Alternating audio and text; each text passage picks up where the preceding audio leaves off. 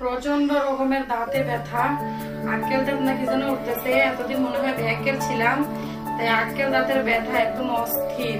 তার জন্য সন্ধ্যার সময় চলে আসছি, একটু চা করবো বলে। গরম গরম কিছু খেলে নাকি দাঁত ব্যথা কমে, তার জন্য চা বসাইছি। আর এই দিক দিয়ে আমার ছেলে বলতেছে, আম্মু তো মারে না, আক্কেল দাঁত উঠে, আমার ধর ওঠে না, আমার জন্য কিছু চিপস যদি ভেজে দিতেন। ছেলের জন্য চিপস বাঁচতে চলে আসলাম। তো আপনাদের কাদের কাছে আক্কেল দাঁত উঠছে আমাকে অবশ্যই কমেন্ট করে জানাইয়েন, আর কি পরিমাণ ব্যথা লাগছে সেটাও বললেন।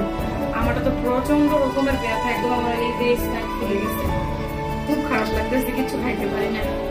ছেলেকে চিপস বেঁচে দিয়ে আমি একটু গরম গরম চা খাই, দেখি ইফতার হয় কিনা। কি বলবো, এতদিন ব্যাককাল ছিলাম বলে তোর বাবা সংসার করতেছি।